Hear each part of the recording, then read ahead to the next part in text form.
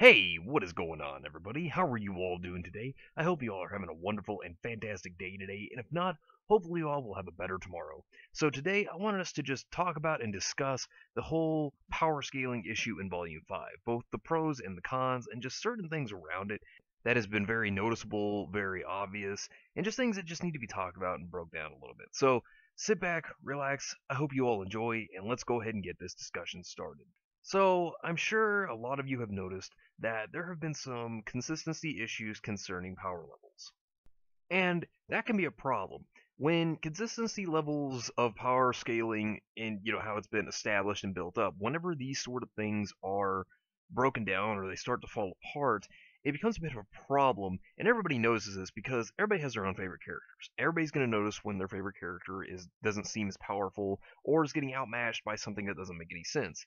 If there were characters that were actually treated very well, in my opinion, were the antagonist characters this time around. I feel that the antagonists such as Cinder and Raven were treated very well. Their abilities and their powers were very well focused on, their fight was well rounded, and I think that it was actually done a lot better. I think that that was actually a very good focus on what they had on it, and I feel like they lived up to their quota on their powers. I feel like that they were really, right where they needed to be. And the next thing I want to note is when it comes to focus, there was one big problem when it came to the fights in Haven's Hall. The problem was there was a lack of focus. It was all over the place because whenever it comes to a battle royale, I mean that sounds great on paper, in which the fights felt more like a battle royale than it did anything else, because everybody was just all over the place. The focus jumped around constantly, and when the focus jumps around constantly from place to place, it does become a bit of a problem whenever you're trying to focus on characters. And another thing I want to note some characters here because Jean and Lyrin, for example, Jean obviously taking on Cinder, that really kind of tells you that he was, not in a good place to fight Cinder because Cinder was definitely stronger than him. But at the same time, Lyrin just kind of got thrown around. He really didn't do a whole lot, and it really kind of felt bad for them because they didn't get much at all other than, well, Jean more so than Lyrin. Jean got more, but Lyrin, kind of got thrown around by Hazel, for example. And then, of course, when it came to Jean, Jean did try to fight Cinder, but I think we all knew where that was going to go. I mean, that one doesn't really seem like out of place power scaling because obviously we knew Cinder was stronger than Jean. She has maiden powers to top that off, and Jean still at that time had not even known what his semblance was. So, he was kind of not in a good place. But the thing that really kind of looked up for Jean was more so his semblance, and that was the whole point for Jean, was his semblance to kick in. But if we look at Lyrin didn't get really anything. I mean, he fought against Hazel for just a brief moment, and we kind of just see him and Nora tag team, but it kind of just didn't go anywhere, and like Ren just kind of got thrown around. It was very unfortunate for Ren and fans of Ren out there because like Ren, he's a cool character, he is, but the treatment was kind of bad there. I mean, I feel like he could have maybe done more with Nora and their tag team. Now, another character I want to discuss is Crow, and I kind of want to talk about for just a moment how him and Raven were kind of brought up to be on the same power level. It was actually stated by Lionheart that they were on the same level, but at this point, that couldn't really be trusted, and that's still before we knew 100% that Raven was the Spring Maiden. So there was a lot there, and they were building that up as if there was actually going to be a fight, and obviously there was when Raven said, when she led on to Cinder saying, hey, I want you to kill my brother. That made you think there was going to be a fight for certain, and then it just happens off screen, which was very unfortunate. So we wouldn't have seen how that was going to go. I mean, and she wasn't going to use her, maiden powers and show off to everybody that she had that in front of all. That just wasn't going to happen. But it was just disappointing. And then Crow, on the other hand, Crow was very disappointing himself.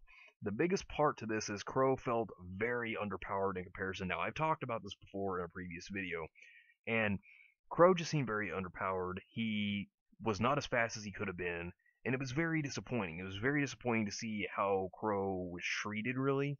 And when he got punched by Hazel, I mean, it was he was hit so hard, and you just kind of think, wow, Crow seems kind of useless in this fight. And he really did. He really felt very useless. And I really do enjoy Crow, but it's like they did not keep his power at a consistent level like it's been. He wasn't fast like he's been. He didn't seem like a veteran Huntsman like we know him as, and it seemed like Raven herself, seemed like she got the better treatment overall in comparison to Crow, and it seemed like her power obviously stayed upon the level of what we would have thought, but Crow, on the other hand, he was very, very underpowered and very mistreated. Now, I am going to give the benefit of the doubt to Oscar because Oscar, he had not really fought before. I mean, other than the training with RWBY, he hadn't fought. So I'm going to give him that. And of course, we hadn't heard that he had entirely gotten used to Ozpin's, reflexes. So unless we had 100% knew that Oscar had gotten used to the reflexes, I'm going to give him the benefit of the doubt. I'm just going to sit there and say, all right, he wasn't as strong as Ozpin was, so I'll give Oscar that one. Now, on the other hand, Hazel. Now, there are some things about Hazel I want to say, and yeah, he seemed like a powerful character, but I don't think, and this is what I think they did, I don't think you should level down some of the other characters in power to make someone else seem like they're stronger or greater than everyone else.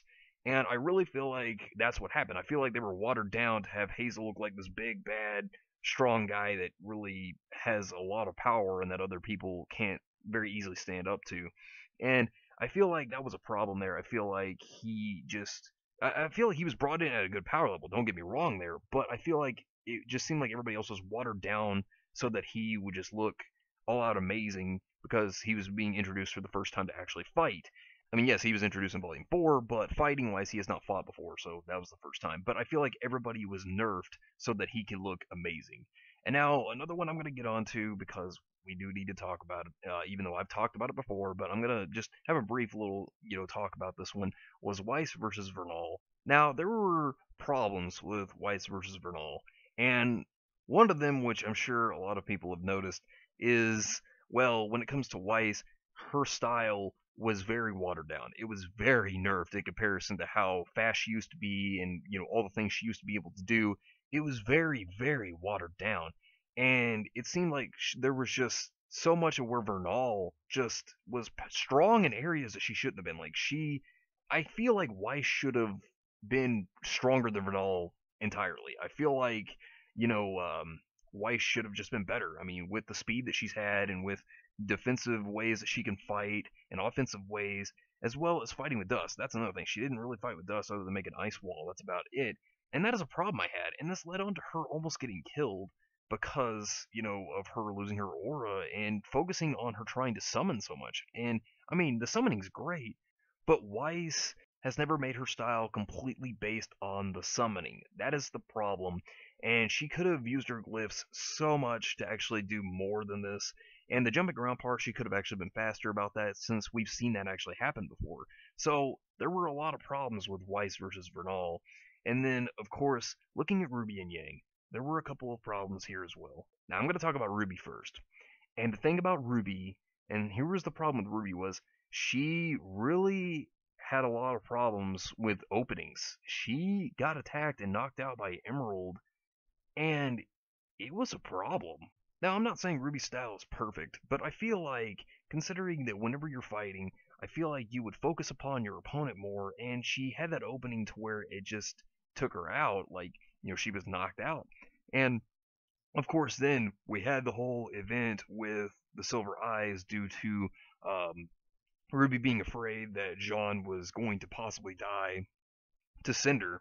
And, of course, the eyes glowed up, and it's like, oh yes, it's about to happen. We're about to see something with the silver eyes finally. Something right here. What? Wait. Oh, right. It stopped. She got knocked out by Emerald, so we didn't get to see anything. Of course, more foreshadowing, and I have no problem with foreshadowing. But it feels like RWBY could have also used her semblance. She didn't even do that, and it just feels like there were so many problems that occurred.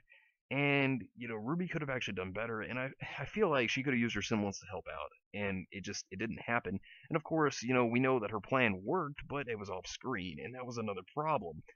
And for an off-screen attack, which was a throwback to Volume 2 with the team combination, but it was just kind of bad how that worked out, because we didn't get to see it happen, we didn't get to see it work. And then Yang. Now, I've talked a bit about Yang. Yang's is, well, she has a couple problems. First off, she trained with Tai Yang to get better, and trying to, do better with her fighting style. But it seems like she didn't really learn from it. It seems like the way that she was being taught, it would have helped her, but it feels like Yang didn't really get a whole lot out of her fighting. And, she took hits from Mercury, even though Emerald had illusions. She was taking hits left and right, and it just didn't feel right. And she didn't even rely upon her semblance at all. She didn't use her semblance, period, in this volume. Like, it seemed like the moments she was about to use the semblance, she just stopped. She tried to stop it from actually happening, and that was a problem. And another thing was when Mercury actually grabs her arm, the prosthetic one. But here's the thing that could have happened with the whole arm situation. If we saw the whole scene with Nora and Yang when they were arm wrestling, and she could eject the arm, you would have at least thought that she could have at least ejected Mercury, or something of that sort that would have allowed him to be pushed away from her. And that was just kind of weird that she just like, okay, I'll just, dislocate the arm, just take it off. So that was kind of weird. Adam himself was very underpowered in comparison to the hype that he had been getting, and that's another problem. We saw the whole Sienna Khan scene where he kills her, and he's being led up to be believed that he's gonna be a big bad guy in, this volume possibly. And then with Yang, he's being seen as a traumatic figure within her dreams. And she had PTSD to do the events of Volume 3 after losing her arm. And it seemed like it was such a buildup for Adam. It seemed like Adam had the potential to be such a good villain, and it all falls flat. It all just goes nowhere to just show that he was kind of weak and pathetic, really. And it was really sad to say. I mean, he was one of the villains that was just treated wrong, and it just feels like all that hype really led up for nothing. And it was disappointing to see that Adam, was being built up like this and then just go nowhere. To do that, it's bad. It's bad writing, because if you're building up a character, they need to have a good presence in the future rather than one that makes them just fall below what they're expected to be. And Adam certainly fell below what he was expected, and maybe that'll be corrected, and I hope it will be. But that was just kind of bad. But something that was even worse was Lionheart, and I have a hard time believing that if he's supposed to be headmaster, he should be strong enough to be able to protect other individuals if something were to happen to Haven. And he didn't really seem like much at all other than just being a coward. I mean, his whole persona was just being a coward. That was the problem behind him, and he's dead now, so that doesn't even matter. He's dead in the story. That's the best way to put it for Lionheart, sadly. But now I want to go on to some positive notes here. So here's a positive. I really feel like Nora was more onto her character within her consistency. I feel like Nora was more upon who she used to be with her power still.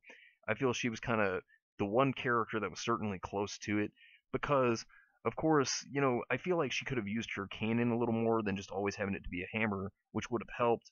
But I will say that with her actually getting supercharged from her semblance when Hazel actually charged himself with the lightning dust, it actually obviously fell back to Volume 3 whenever we figured that one out about her semblance actually being her getting supercharged by electricity. So at least there was the consistency there. At least it stayed upon what we know about Nora. So that's good. And then, of course, when she actually has the hammer smash into Hazel, that was a good thing. At least the consistency of her getting supercharged and getting stronger off the charge, it worked. It was good that it stayed that way. It was good that the consistency was there, because that needs to stay. The power of characters needs to be here, and, of course, when we all look back as fans, when we look back at the series, we're going to notice these problems, these inconsistencies. Fortunately, I think that Nora was the character who seemed to really stay more true to the consistency than a lot of the other characters really did. And I actually am glad to know that. But now, of course, we need to look at other good ones. Now, Raven and Cinder were definitely treated well. Cinder obviously kept what seemed like her powers. She seemed to stay upon the same level that we've known her as, and that's good. I mean, it seems like her abilities have evolved a bit more since she's had more practice, since she became the Fall Maiden, and that's good. It's good to see that Cinder was as strong as she was, and that They didn't sit there and they didn't have to level her down. They didn't have to nerf her or water her down in power. And I mean, yeah, the Grim Arm, that was interesting to see as well. So, it was something different. And of course, we obviously know which the whole Grim Arm thing, we obviously know that it doesn't have her aura around it because it's Grim. Grim obviously don't have aura, but you get what I mean. And that's good. It was good to see that they kept that, and it was interesting to see that how the Grim Arm worked, like how it actually could attach to a person. But to top that off, I really enjoyed how Cinder was portrayed at the end of the volume. At least her speed, her power, it wasn't watered down, it wasn't nerfed, and that was good because it wouldn't have been good to see a character, especially one that's a maiden, get nerfed just like a bunch of other characters to be leveled down with everyone else. That would not have been a good thing, and it wouldn't have suited right with me. And another character would be Raven. Raven was treated very well, and I really feel like with Crow and Lionheart's discussion about how she was on par with Crow, I think that we should have at least seen more of the Crow and Raven fight to see them on comparison levels, because we didn't get that. It was basically just off screen, and that was a bit of a problem. But Raven was treated very well with how she fought. She was treated very well with her maiden powers, and she showed to actually be very strong with these maiden powers. And it was good to see the Cinder and Raven fight. And I have to say, I really enjoyed this fight. Like I said, to me personally, this is just my opinion, but I feel like the maiden fight itself was one of the best fights in the entire series. And, at least it wasn't watered down. At least they weren't slowed down. The fight didn't seem clunky. It actually seemed very good. It seemed very polished. And I really did like the pacing of the fight. Now, I will say this, though. It really feels like Raven herself, she was the poster child for this whole volume. I mean, I get the fact of introducing Raven, but she really felt like a poster child. But, at least she was very strong. At least she was brought up to sound like a strong character, and then once it was shown she was strong, she stayed with, what they said, that she was a strong character. So that was good to see that she was not weak by any means. But there are a lot of inconsistencies in power. There was a lot of problems. But let me know what you think down below. Do you agree with me that there were some problems with characters? Do you disagree? Just let me know what you think down below. And hit the video with a like if you enjoyed. Subscribe if you want to see more content like this. And share this with your friends if you found this informative or useful. Well, anyways, take care of yourselves. I hope you all have yourselves a wonderful and fantastic day. And take care of yourselves.